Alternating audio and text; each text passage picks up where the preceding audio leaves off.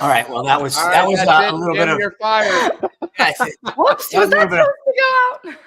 Anyway, that was a early fun AI iteration as you can tell, when we talk about the month of December being a pop-up progress. Yep. Yeah. So we're playing with some stuff. Obviously, you can see Rachel here. So I'm still here, guys. I know. But anyway, as a reminder, we're doing this for just to keep you guys up to date in politics and what's happening. January 5th is the official launch of the Huddle. Dan Turrentine, Rachael Bade, myself will walk you through the events of the day. We'll bring you in starting in the new year and have a great conversation, run down all the topics, brief you on all the tips that Rachel's picking up and the gossip and the palace intrigue and who's up, who's down. And obviously, which you would see a little of if you read her first newsletter that went out. I did. Rachel. Actually, I think it was number 2, Dan, because it was technically an announcement. I don't know if that's a preseason game. All right. I see had a preseason game. The announcement, do you count that as an official? Well, from a ticket sales standpoint, the NFL counts the preseason. So, yep. All right. All right. Well, look, first of all, it's Thursday. I love Thursdays because to me, it's like I am a full believer in Friday Eve. Like somehow I just get a happy, Thursdays to me are like my happy day. Were you a big Thursday night college guy? Like, did you go out Thursday night? Like it was. I never mentioned Thursday, Dan. We used to have a thing called TNE, Thursday night events. And that was that was probably even a better and more fun event than Friday nights. So these TNEs, every dorm sponsored one, and there may or may not have been a few adult beverages flowing. Yeah. Okay. Anyway, but it might be Thursday. We might be heading into the thing, but it is not going to be a boring day. No. There's some stuff going on. There's a vaccine council meeting today. FIFA is in town.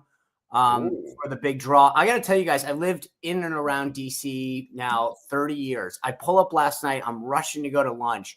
There's this parking spot, primo parking spot, and some knucklehead has put a cone in it. And I'm like, you can't put a cone. So I get out to kind of go move the cone. This guy stands. That guy. Wow. This guy stands there and he looks, he goes, you can't park here, sir. And I said, I'm sorry. Is there a reason? He goes, FIFA. And I'm like, I'm in downtown DC. FIFA?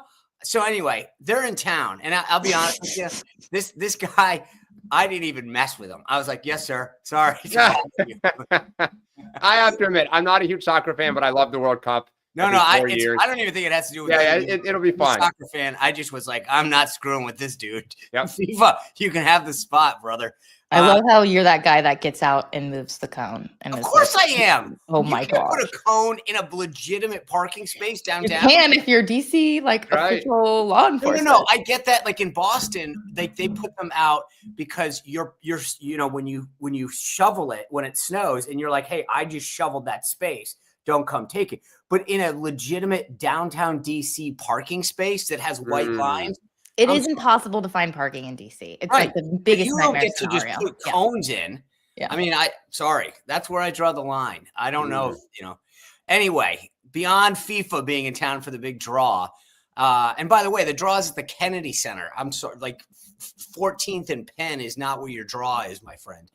The president's got a lot on his schedule today. He's greeting the president of the Republic of Rwanda at 11 in the Oval Office. Then he's greeting the president of the Democratic Republic of the Congo at 11:10. Apparently, they're going to have a joint trilateral greeting with the president of Rwanda and the president of the Republic of Congo. How many times is the Nobel Peace Prize mentioned? Over, under 5? In the press conference, the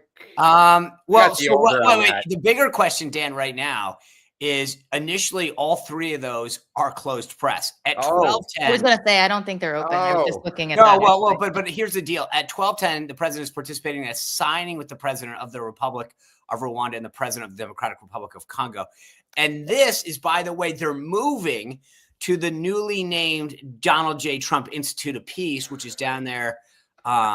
At what is that, 21st in Constitution? Yeah, it's right down, I think, near the mall. Same building, right? Yeah, it's just they just added a name. Yeah, Donald J. Trump. They shut it down in Doge, then they brought it back under Trump's name.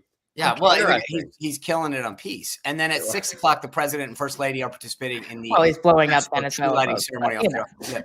I will say at that event, Dan, which is open press at 12:10, because it is at the Donald J. Trump Institute of Peace, I could see the Nobel Peace Prize being referenced then. And I still think it's under 5 because each of them gets probably one good bite at the apple. So I think you're maybe getting one each, and then they jointly agree that they'll also nominate him. So you get 3. Yeah. I don't know. They say less is more, but when it comes to people trying to butter up Donald Trump, I don't think that applies at all. More is more. You're going over 5? If we had betting on this show, one of the questions would be who brings it up first. Oh, so there we go. All right. Beyond that, Rachel, what else we got on the agenda today?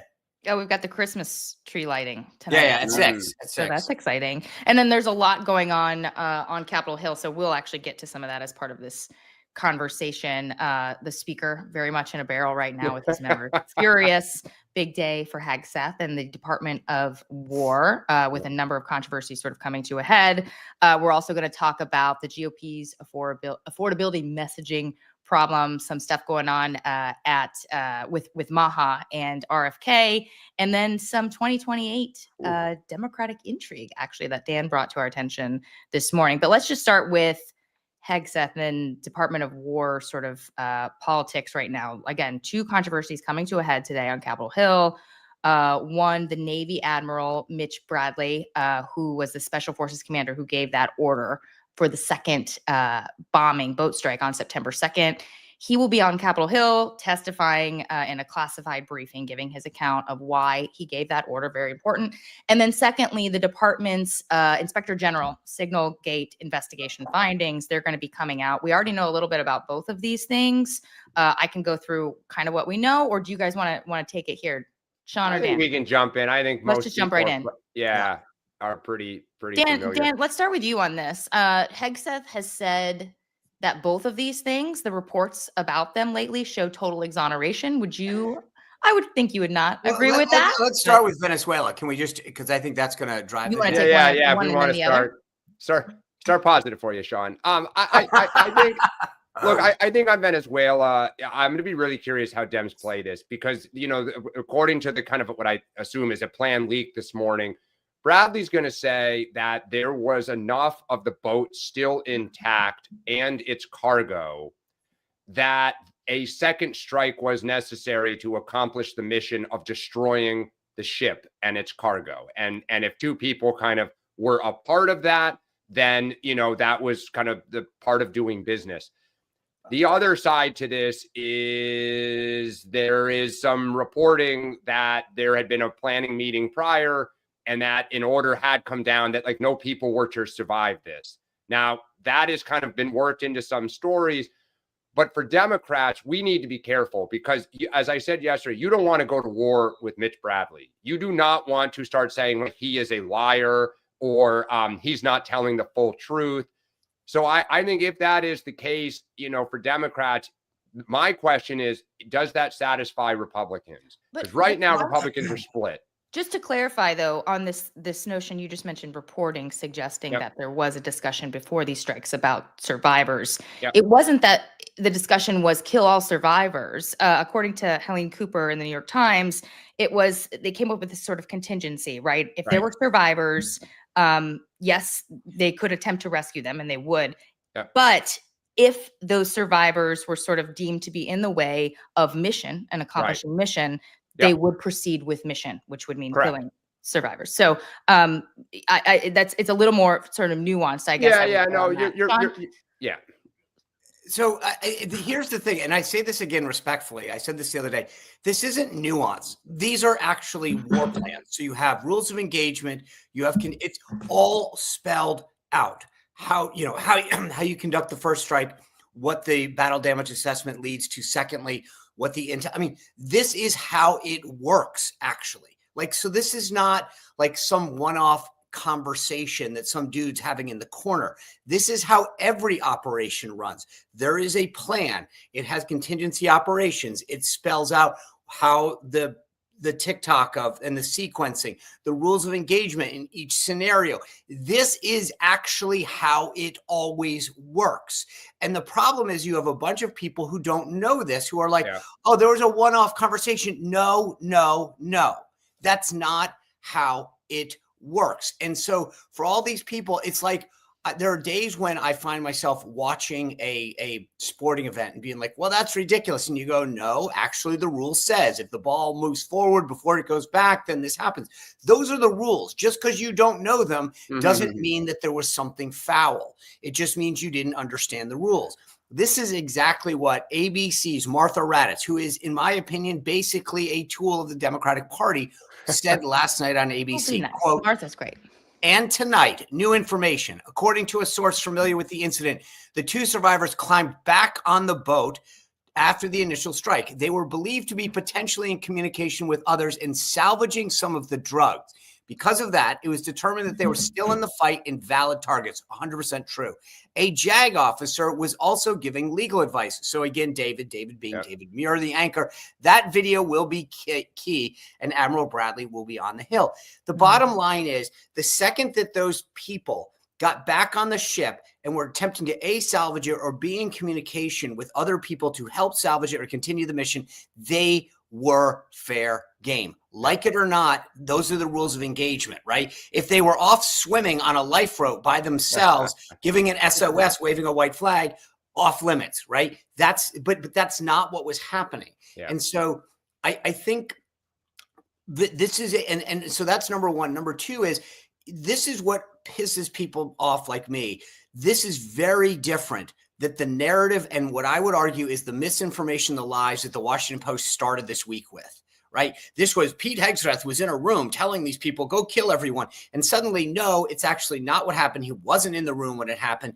And no, this isn't actually how it went down. And, see, this is the exact scenario that happened. So it's frustrating to watch things like that. And then suddenly, the Washington Post goes silent. ABC News says, hey, actually, we talked to 5 people about how it works. And this is what we found out. Well, Sean, but let me ask you this, though, or Rachel, perhaps you as well here. Somebody gave that story to the Post. So somebody, presumably, I mean, I don't think it was Democrats because we're not sitting in the room. Somebody seemed to leak from the Pentagon and wanted this out because, again, Republicans on the Hill, their first reaction of the armed services chairs was like, whoa, we want whole lot of answers here. So they have said that they didn't have this information. Because remember, we talked earlier this week, I was wondering, did Democrats know about this? Is that why they did this? They didn't. The Six did the video? No, it sounds like they didn't know about this. So here again, this is an important point. That, it was in the Post. Well, no. But it is in the sense that Rachel knows this. There's plenty of people who call you all the time and say, hey, I got a good scoop. A good reporter says, okay, let me run it to ground and see if I can confirm that or whatever. There are plenty of reporters that I have dealt with, and you keep a little list at all times of ones who would rather print and publish than check because it's good click, right? And so where you want, depending on what you want out of a story, who you can go to. And sometimes it's, hey, I know I'm not going to get the quality that I want, but I'm going to get the clicks.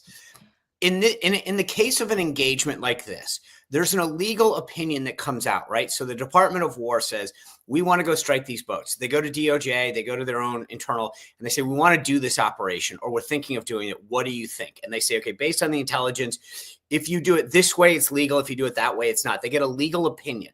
Okay. This is, to your point, Dan, what happens right now, openly. There are a lot of people who disagree with that legal opinion. The bottom line is, once you get the legal opinion that says it's legal, it's a lawful order, it's good, it's go, right? You may totally disagree with it, but that gives the justification for the commander to execute and to say, okay, I have a legal order. I am justified in doing X, Y, and Z within these confines. Okay. The problem is, and to your point about who leaked it, is somebody said, this is nuts. We already saw Pete have to relieve one of the commanders in the area in Southcom earlier, because clearly somebody said, I'm not comfortable with this. I disagree. Yeah. But once DOJ has determined that something is one black or white, legal or legal, that's it. Right. Well, I actually read something yesterday from a Yale Law School professor who said that's actually not true. Because if a lawyer just because a lawyer says it's okay, does not, because a lawyer can't say that a war crime, the law of engagement, if a lawyer says, hey, well, I interpret it this way, but to everyone else, it's not, that is not, and that the people in the military know that. No, there's a difference. You're mixing apples and oranges. Down a rabbit hole here. One is the operation, and then the second is the rules of engagement. So as I said, if you say that the mission is good to go, but then I go kill 5 civilians, that's not good. You can't go do that. That's a rules of engagement. That falls under the order. So what are your permissible rules of engagement, right? And frankly, not even your rules of engagement, but who do you have to go to your authority for? So it might say, once you get to this level, you must go back to Office of Secretary of War and get further permissions, or you need to go back up to the president. But the rules of engagement are separate from the mission being legal or illegal. Okay, let's just very quickly hit on the Signal Inspector General report, because we've already spent 15 minutes on this topic. So the Signal Gate, sorry guys, Inspector General report came out and said that no classified information was necessarily breached. There was not a law that was broken here, because Hegseth has the authority to determine when classified information is declassified, and basically that's what he did when he put this information in this unsecured app. However, the investigation also found that what he did may have endangered American troops. I just keep looking at this and thinking, what would Republicans do if the shoe was on the other foot and a Democrat was caught doing something like this? You can bet your ass that there would be a ton of investigations on the Hill by Republicans investigating a Democrat if it was a Democrat leading the department. But regardless, no laws were broken. But we should probably move on, unless you guys have anything to add on that. It's just embarrassing, and I think that's what it'll be. Yep. Sure, no, but look, I think your broader point is right, Rachel, which is, we step over the line, we defend our own. Like, politics is very tribal, and I just think that, it pisses me off sometimes on like budget issues and all sorts of like, the filibuster, where it's like the consistency, I think, and the purity I've always liked. But I get where we are in our politics, which is, you do something wrong, it's much bigger of an offense. We do something wrong, it's okay. But it's where we are in politics. Yeah, for sure. Let's talk about Mike Johnson's bad week, I should say. I mean, this is going to be a doozy of a day for him after yesterday. I don't know how much you guys were following, but Elise Stefanik, who's in his leadership circle in the House, she lit into him in a Wall Street Journal interview, saying that he would not have the votes to be speaker if he had to face that vote again. She called him a, quote, political novice, and, quote, boy, does it show in how he's running the House. I mean, this is like incredible. I've never seen anything like this in covering Capitol Hill for over a decade. But that wasn't it. The New York Times then went and wrote a story. The New York Times then wrote a story a few hours later by Annie Carney, saying that a lot of the women in the Republican conference in the House have been, furious with Johnson. Apparently, Nancy Mace of South Carolina, she was talking about potentially meeting with Marjorie Taylor Greene next week and considering resigning. Now, I have to mention that Mace has since come out and said, I'm not resigning. She probably knows that if she did, she would totally be throwing in the towel on her gubernatorial bid. No, the towel, the face cloth. Yes. Everybody would hate her, more so than some people already do. But Johnson has also had a lot of issues running the chamber. He had to bring down a bill this week because of conservative opposition. Anna Paulina Luna, we talked about this earlier this week, a Florida Republican. She has teed up a discharge petition when it comes to banning members from stock trades.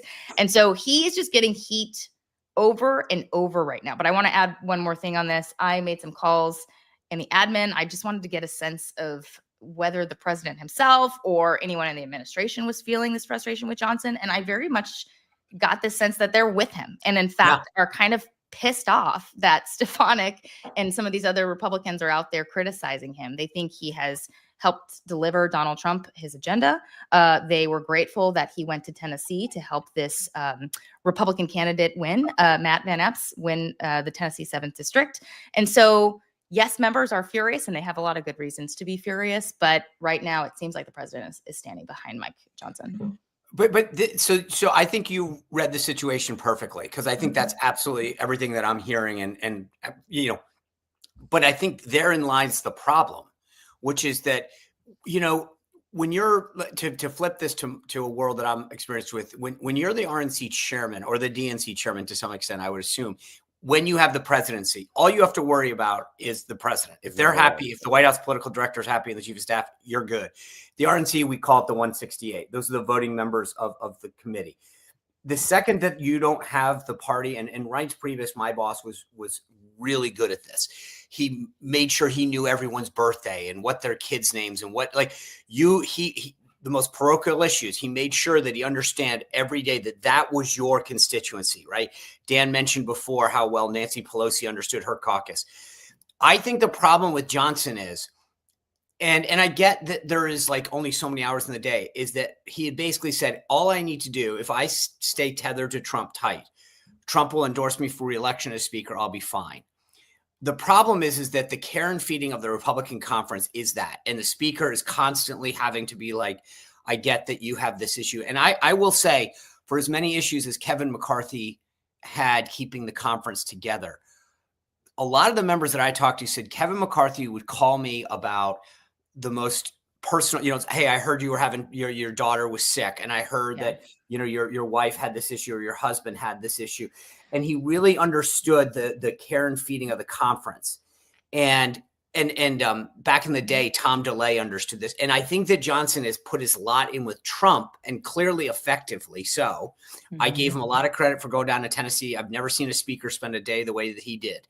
But at the end of the day, when you start seeing these stories and people, and you brought this up, Rachel, yesterday, when you're willing to do it publicly, basically take a shot at the speaker, that says a lot. Yeah, no, it's not good stories for them to have this out there right now. I will say, yes, McCarthy was good at the retail politics in a way that Mike Johnson is not. But McCarthy also he angered just as many members in terms of they felt he was dishonest to them. That was sort of the problem. But yeah, I just feel like until the president feels like he's having a problem with Mike Johnson. And by the way, just a year ago, there was even a question about whether the president-elect at the time was going to lean in for Mike Johnson, because there were a lot of people in Trump's camp who were not sure about him. And it seems like they have really come around to him. With Johnson is he's got a twofold problem. One, if he squeaks out a win in the majority, you take 3 or 4 of these folks that say, I'm going to support Jim Jordan or something. He's got a problem. 2 is if they lose the majority, I don't think he has the strength to stay on his minority. I have actually been asking people about what happens in that situation in the past couple of weeks, because Steve Scalise would in theory be next in line. There's been a lot of people from Scalise's office who have left. So I have wondered, is he gonna, would he run for that position? And of course, you mentioned Jim Jordan. He's waiting for that fight. And then there's Tom Emmer, who comes third in line after. I also think you've got a bunch of people who watched that movie last time and said Mike Johnson was a backbencher for all intents and purposes, and I'm going to take a shot. I think Jim Jordan. That's the issue. Look, I agree with you guys that like Trump is the king on this, but I personally think this doesn't look good for Trump, that the House is becoming a mess and Johnson looks weak. And remember, he has to play babysitter all the time. Right. Remember, Trump wouldn't rescue McCarthy. He was in Mar-a-Lago. He was not the sitting president, but for all intents and purposes, he was president of the Republican Party even by that point. Right. Yeah. And he sat there and let McCarthy squirm. And McCarthy was a top ally of his. But he was mad at McCarthy. There were reasons he was angry with McCarthy at that point. Right. Because McCarthy made him that he didn't continue on that. So yeah, one more thought on this, and then we should move on to the affordability issue. The reason past speakers have become in trouble most of the time is because they often become a liability to these members back home. John Boehner, when his members came back from various recesses And they had to be vocal against his leadership because they were hearing from constituents that they didn't like the leadership. That's when you're in really, really big trouble. Same thing happened with Paul Ryan. The base didn't love him. Happening with Chuck Schumer. Well, you know what? I would say this. The one I don't piece think of the base advice has that any issues with him. I would give Johnson is, Elise took a shot at him being a political novice. And this is, the speaker can only be in so many places at one time, right? There are only so many hours in the day and so many races and members and fires he can put out. I don't know what kind of political operation he has, Johnson, but she was taking a shot at him. I think there is a degree of building up that political operation that would be probably smart and getting some experienced hands in there that know, like back in the day, the Gingriches and like getting those people in who can go over to a member's office and say, hey, what do you need? Or how can I help with this? That gets done on a staff level. Yep. And I think that would be, if I were Johnson, I would look internally at my political and sort of member services operations and say, what are we doing to make sure that we have a better handle on this? Yep. Let's talk the affordability sort of mess Republicans are in right now. There was another clip yesterday that was circulating online of President Trump calling affordability issues a big hoax. Meanwhile, on Capitol Hill just a few hours before, Tony Fabrizio, his own pollster, according to Politico, was talking to Republicans about how they weren't talking enough about affordability issues and sort of encouraging them to sympathize with voters and sort of frame their messaging that way. This is a difficult situation for Republicans. I mean, Sean, talk a little bit about this. I mean, the president's messaging on this issue has got to change. It's not good for the party. So three things. One, as I said, like, I understand his frustration. Okay. I explained this yesterday. I'm not going to rehash it. He feels like, why wasn't this an issue for 4 years and suddenly I'm the guy? So that's number one. But as I said, they need to get over that hump and get back to, it doesn't matter. When you win, you own the problems. Like, so we're in charge. We own the majority in Congress. We own the White House. So I think the president's efforts on the savings account, on the prescription drugs are all great. And Tony Fabrizio apparently brought that up yesterday. Yeah. Those are all good. What they're missing, and this is also something that was a story yesterday, or came out yesterday, Rachel, is that everyone's pissed that the big, beautiful bill didn't get sold, right? And I agree with that. There's a lot of money out there. There's a lot of effort. These guys are like, it's rifle shot. Big, beautiful bill, prescription drugs, the Dell savings account. There's nothing tying it together. There's no overall plan. There's no follow-on effort. No one's out. There's no coordination to get that out there. That you're seeing op-eds flooding the zone, a paid effort, a bunch of surrogates out there. I mean, there's nothing like, I haven't been invited to a call that says, hey guys, here's what the messages that we want you to push you out. And this is where they're missing tying this together. And there's obviously a lot of frustration. I had Derek Van Orden on my show last night, and I said, same thing you just asked. What are you guys doing? He said, well, we're working on it. I'm not ready to reveal it. I said, but let me get this straight. You're saying there's a plan. And he said, yep. I said, okay, that's interesting because that's the first time. I hadn't heard that yet. So Dan, jump in. What is your take on all this? I mean, look, the problem that they have is that Trump cannot bring himself to say things are not good. Full stop. He can't do it. So one of the things is, according to the reports, Trump is going to start hitting the road and doing rallies again around the country. And apparently, he's going to, I think, Northeast Pennsylvania next week. If he starts, which members of Congress are asking him to do, get out there, get MAGA fired up, like, let's get going because our base is a little demoralized. If he goes out there and his message is, this is all fake news, would you be rather? Here's what I don't get. Why can't, if I were advising him, right? Yep. Knowing exactly what you just said, yep. Okay, and assuming that what Dan just said is 100% accurate, I would say this, Mr. President, why don't you just say, we know Biden created the problem. We're working to fix it. It takes time. Yeah. Right. Yeah. I mean, Trump does that really well. My point is, he's always got a boogeyman. Just say, hey, I took office 8 months ago. This guy created it. I'm fixing it. It's getting better. Like, Trump does that so well. I don't know why this time he just doesn't take that argument and say it's Biden's fault. And I'm fixing it.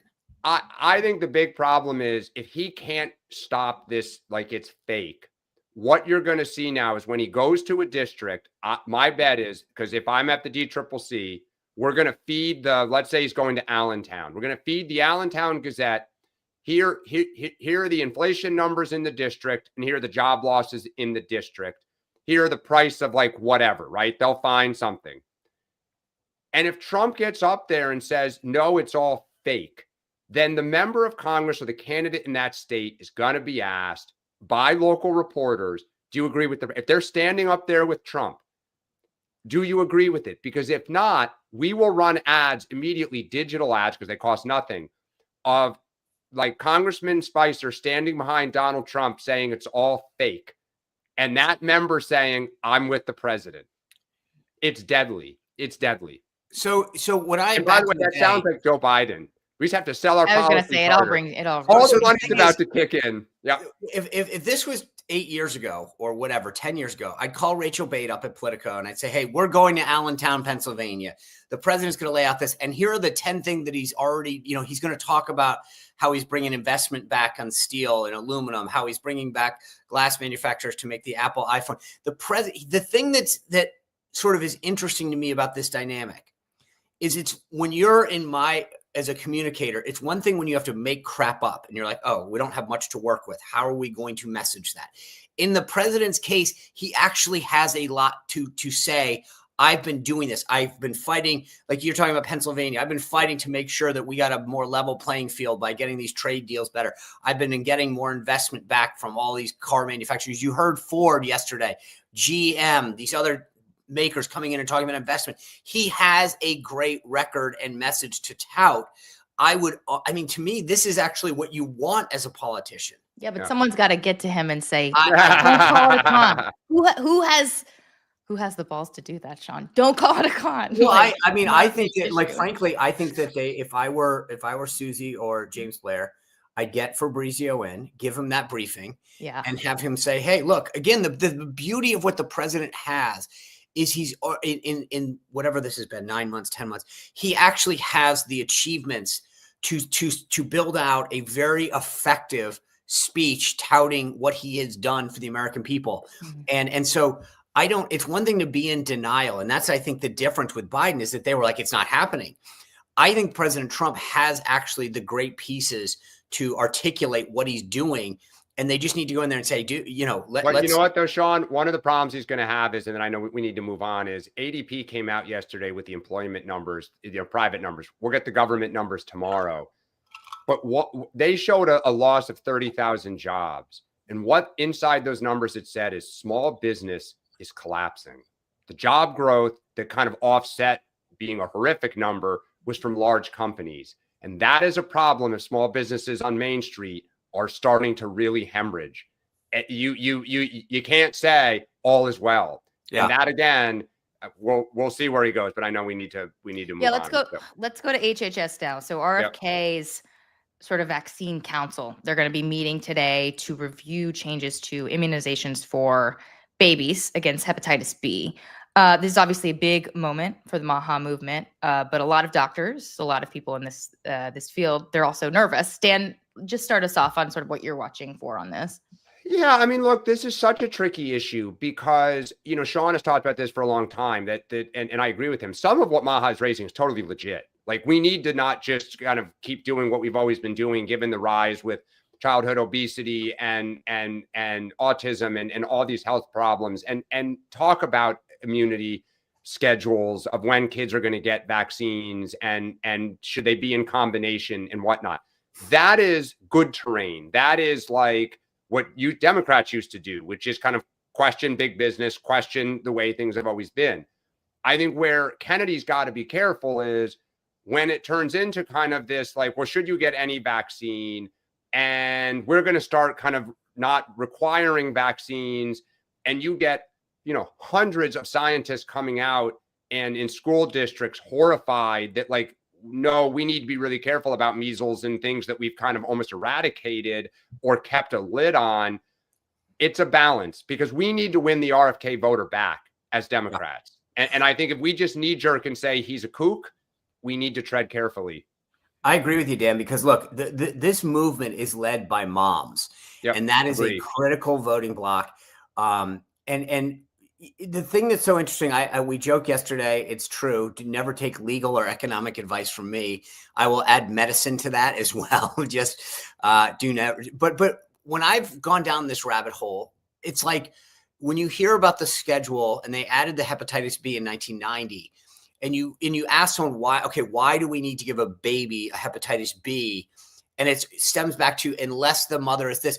But here's the other thing you'll hear from doctors.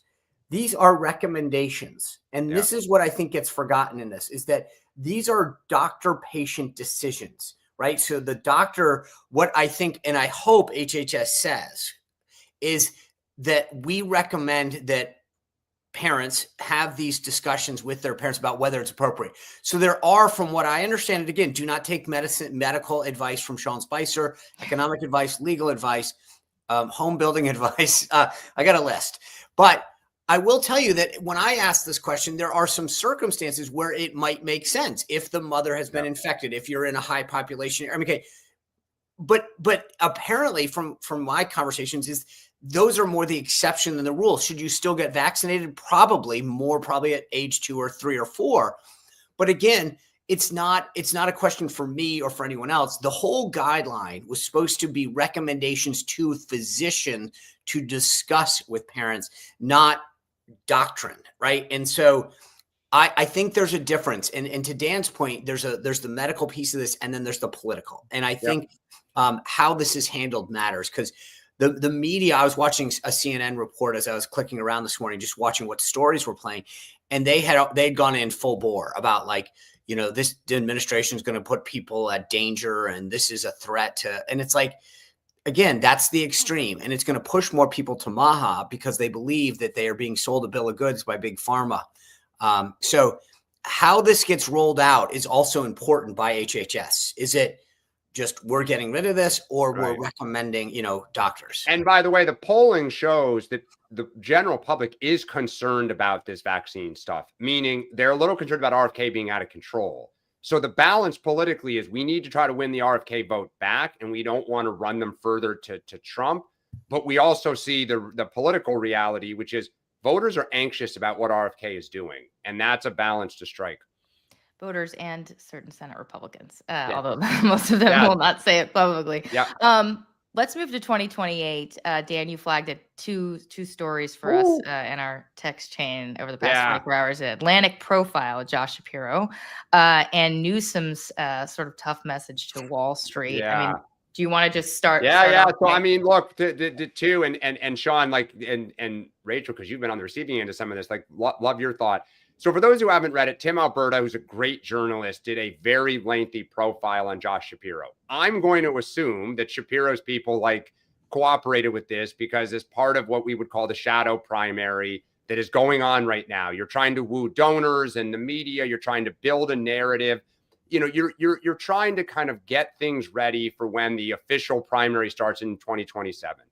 And Sean, you and I have both been a part of, when you're a part of a campaign, you sit down and you're like, okay, this is the journalist's background. This is, what messages we want to drive. These are the validators that we're going to line up to provide the journalist that's going to echo the messages we want.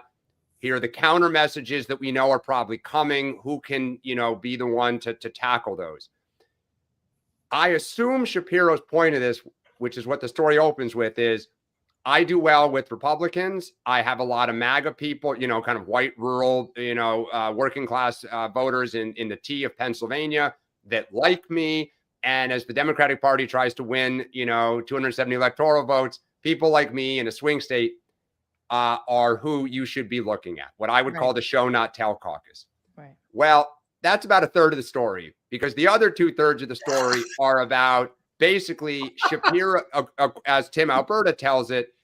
Shapiro's authenticity is really, he basically says, his ambition, that he has no kind of central core that, and I have never seen what in this story highlights, more people in a home state hate somebody in his own party. And that really comes apparent of all the people. Even some of his validators have a history of extreme criticism. So Sean, Rachel, I don't know what you guys think.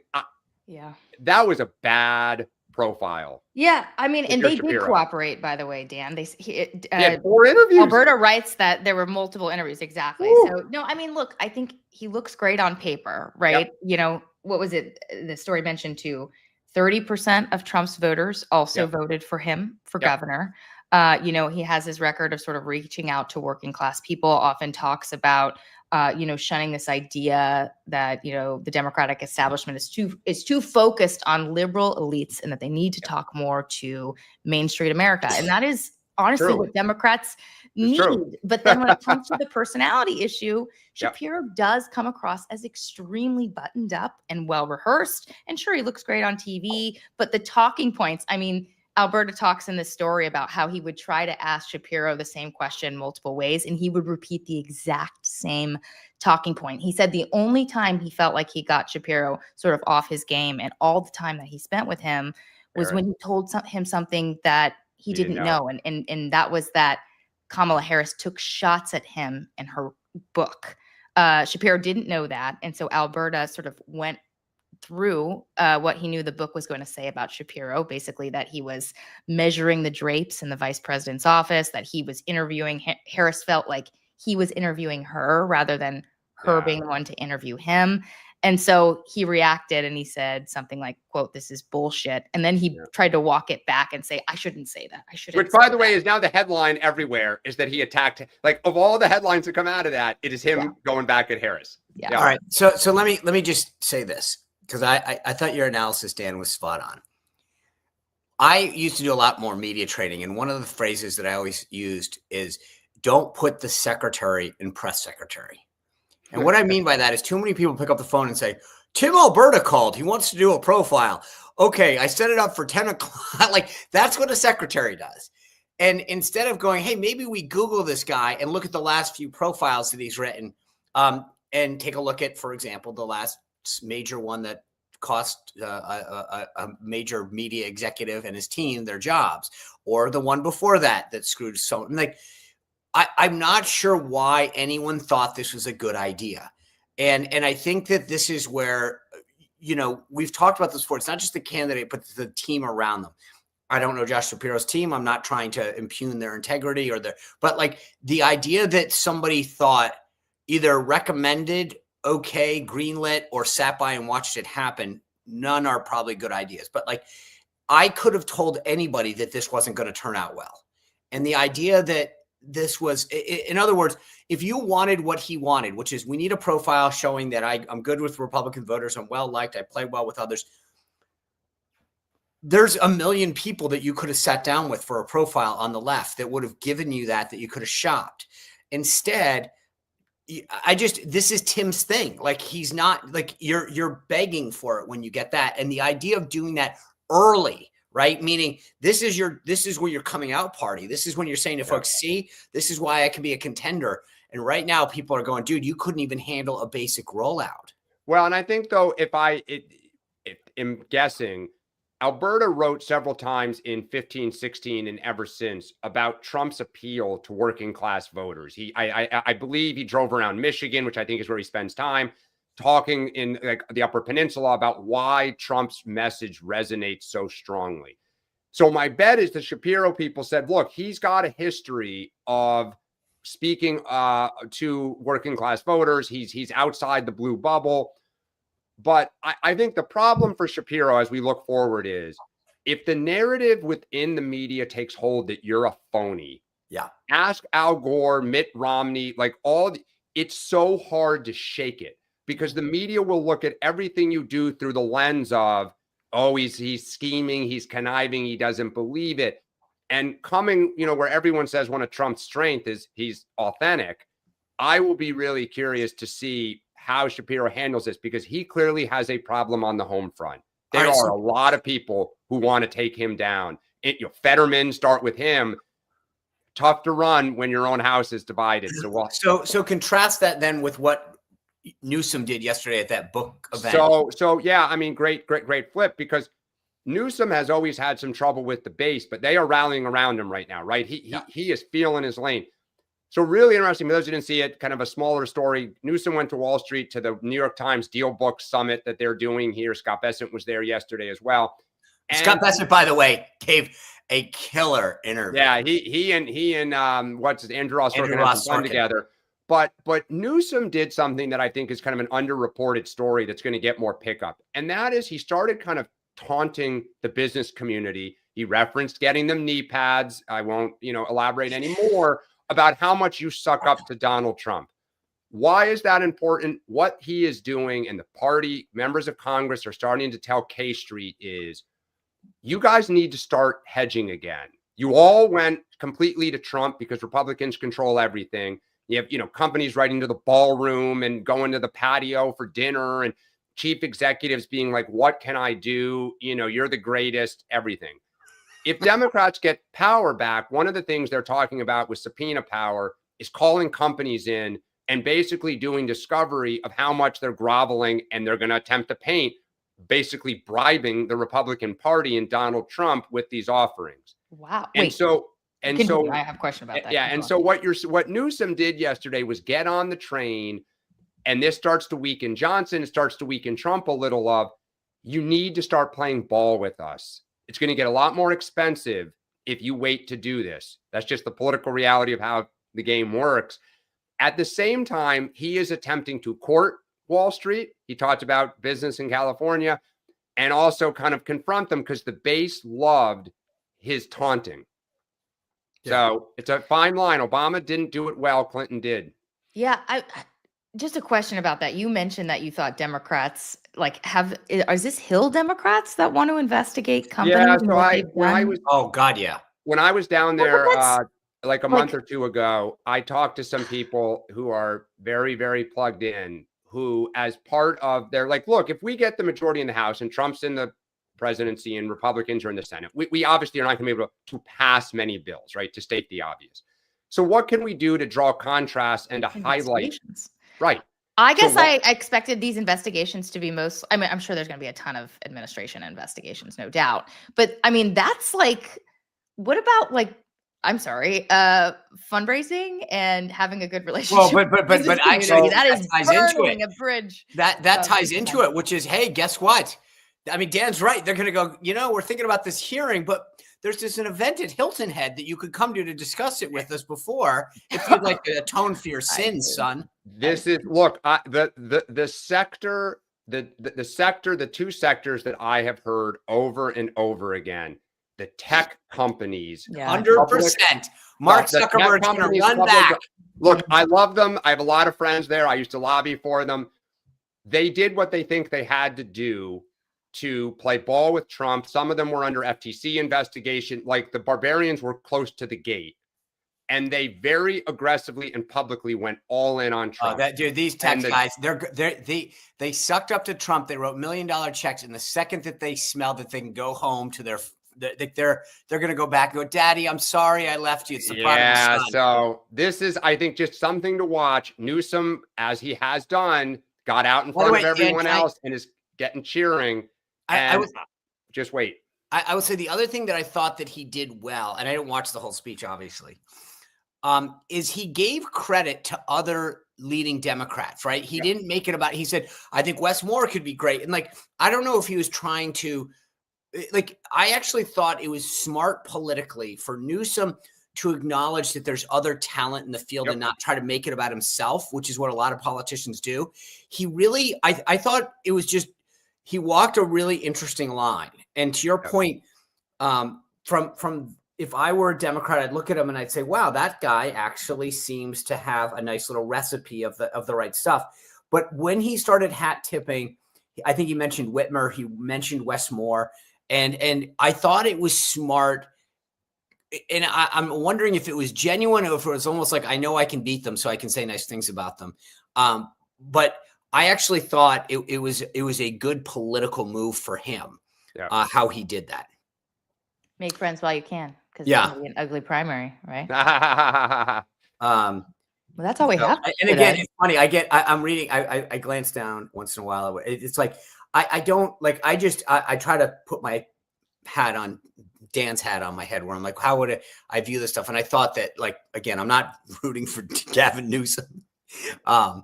Do you guys? I wanted to say. I know. I just wanted to say we name check Nancy Mace at the beginning. It's her birthday today, so Nancy Mace. Oh, happy birthday! There's your shout out. And by the way, another small tip I heard. There was a story we touched on this about the House and some of these guys thinking about running and redistricting. From what I understand, Darrell Issa has committed to definitely running again in California. So I don't know. The man is so rich. Why doesn't he just like sail off into the sunset? Oh, I like think fly a yacht and my travel whole thing the is world. He's been in Congress forever. But look, Darrell left. And I think sometimes you realize when you have a lot of money and you've been very successful in business, and the guy was, you realize, some people, it's very genuine. I've talked to a lot of folks who really want to do something or, for the good of the country. Some people love the power. There's a lot of reasons that people stay in politics, some for the right reasons, some for the less. But I don't think there's any one reason. Although I will tell you, if I get that much money, I'm not running for anything. The only thing I'm running for is the beach every day, because like nice, no desire to do that. So, well, thank you everybody for tuning in today. Sean, what do you have it's Thursday. It's the panel, man. Yeah. Wow. That's Dan. Yeah. It's going to be fun.